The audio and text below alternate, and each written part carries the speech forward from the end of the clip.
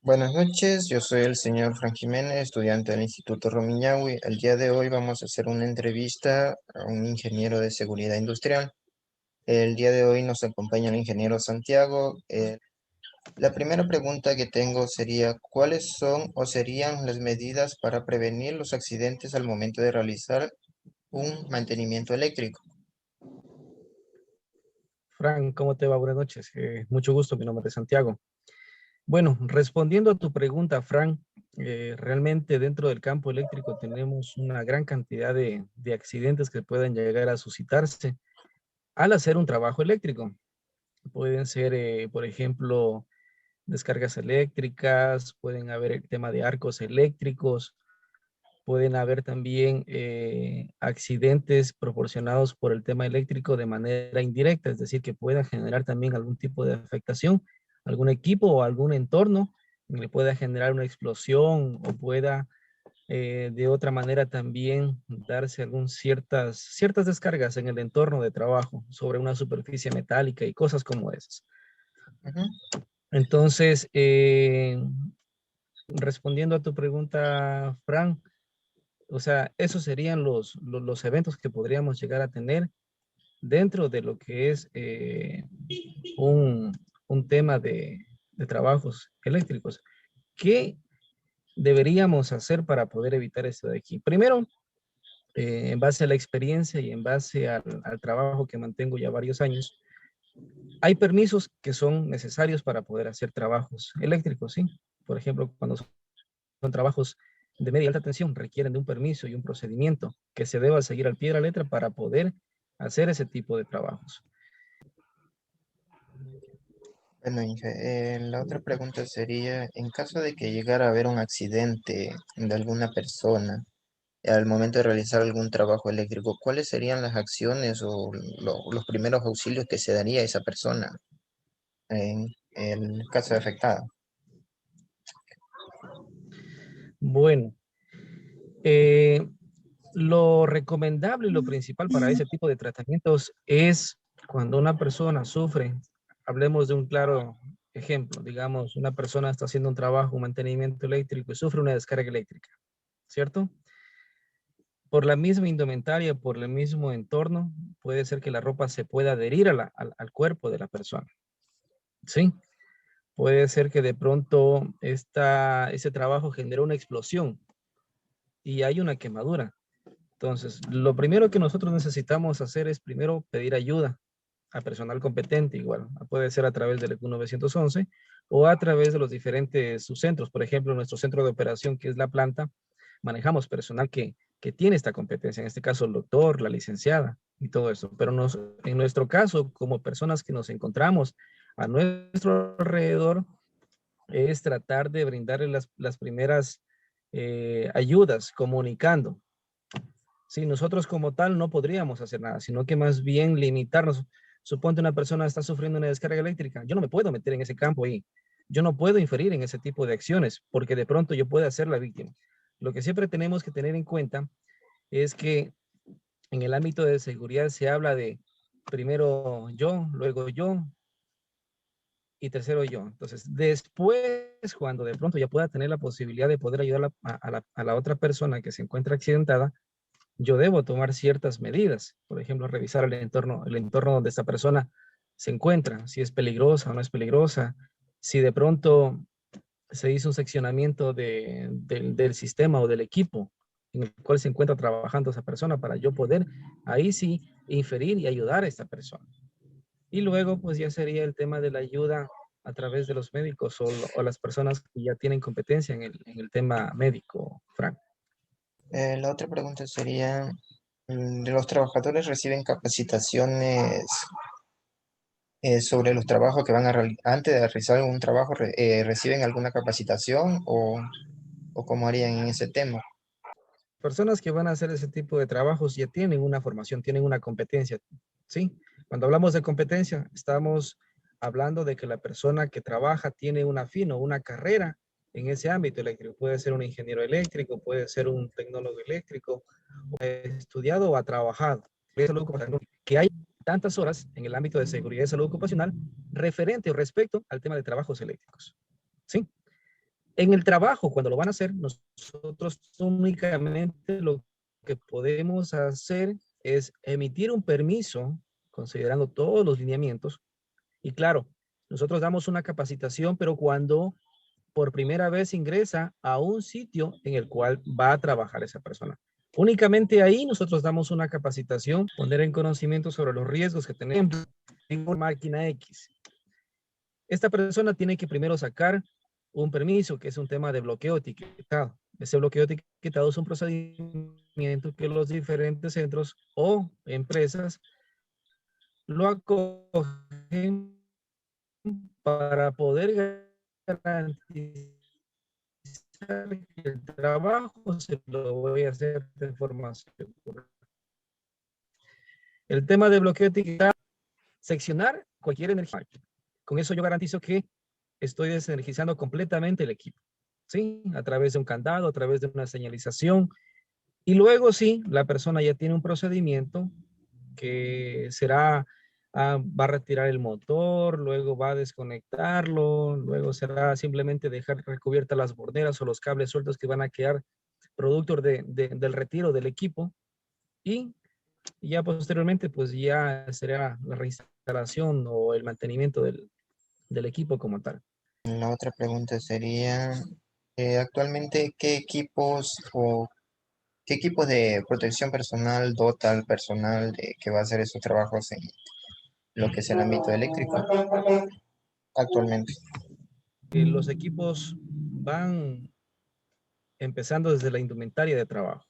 ¿Sí? La indumentaria de trabajo tiene ciertas características para poder hacer ese tipo de actividades, que no sean conductoras, que de pronto no sean elementos que se puedan prender o inflamar fácilmente, ¿sí? Luego los cascos de seguridad tienen ciertas normativas que deban cumplirse específicamente para hacer ese tipo de trabajos eléctricos, ¿sí? Porque son los que van a soportar, te hablo de 10.000, 12.000 voltios. El calzado también debe cumplir, son zapatos dieléctricos, por así decirlo, ¿sí? O de hecho, esa es la especificación técnica del calzado. Luego vamos por el tema de las protecciones de manos también. Hay guantes que son aislantes para hacer ese tipo de trabajo, ¿sí? Y un sinnúmero de elementos que se puedan acotar al uso personal de la persona. Entonces, por ejemplo, hay unos tipos de moquetas que se ubican a nivel del suelo que también me permiten a mí aislar o evitar que cualquier tipo de descarga pueda sufrir la persona. Si hablamos técnicamente más y hablamos de arnés que está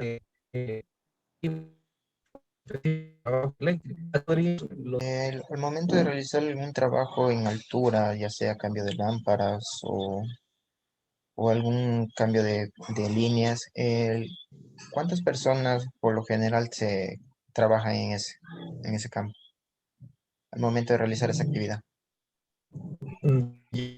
Yeah.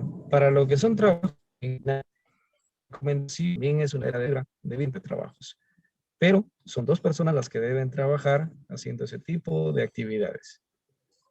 ¿Sí? Ok, ingeniero. Bueno, ¿qué consejo nos daría o cuáles serían sus recomendaciones que nos daría al momento de realizar algún trabajo, ya sea en el campo eléctrico o en cualquier campo? Bueno, Frank, el consejo que te podría dar desde mi experiencia y, y por las situaciones que de pronto las he vivido en este campo, primero tener en cuenta que la vida es un elemento, que la vida no se la puede reemplazar con cualquier objeto material, que la vida no la podemos conseguir el día de mañana con cualquier otra situación. Nuestra vida es única y esto es algo que no lo podemos reemplazar con nada. Nosotros cuando vamos a hacer un trabajo, cuando vamos a hacer una actividad de verificación en el campo, lo que tratamos de hacerle entender al operador o a la persona es que indistintamente de la rapidez con que quiere hacer el trabajo, de la dificultad que tenga para poder hacer ese trabajo, nosotros debemos mantener siempre todos los lineamientos, debemos seguir los lineamientos al pie de la letra, para garantizar de esta forma que los accidentes, o perdón, los peligros que podamos encontrar ahí nos puedan llegar a afectar a nosotros. Entonces, Si necesitamos perder el tiempo sacando un permiso, yendo a ver los implementos necesarios para poder hacer el trabajo de forma segura, ya sea escalera, ya sea un tema de arnés, ya sea los guantes, tomémonos ese tiempo, porque ese tiempo, el día de mañana de pronto, nos va a hacer falta para poder rememorar a la persona que de pronto perdimos por haber hecho un trabajo de forma imprudente, ¿sí? O la misma persona que de pronto tuvo la oportunidad de sobrevivir a un evento, a una descarga eléctrica y se quedó sin manos, porque eso es lo general. Y te lo hablo por experiencia. Nosotros en las capacitaciones siempre hemos visto que las personas, las extremidades, las pierden fácilmente. Que te estoy hablando de una situación que por una descarga se esfuma así. Las quemaduras tan graves que pueden llegar a sufrir esas personas tienen que amputar los brazos, las piernas, o incluso pueden llegar a quemar los órganos de una persona.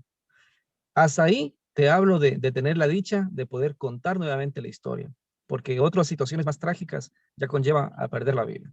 Entonces, para poder hacer un trabajo de cualquier ámbito, indistintamente de lo que nos puedan decir o de lo que nosotros de pronto lo tengamos enfrente y pensemos que sea fácil, no, siempre pensemos un poquito más allá.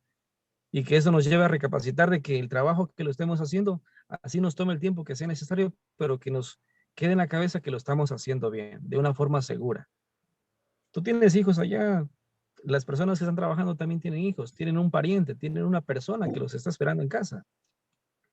Y triste sería para nosotros darles esa noticia que bajo la corresponsabilidad nuestra de poder evitar un accidente, les hayamos permitido trabajar en ese tipo de condiciones.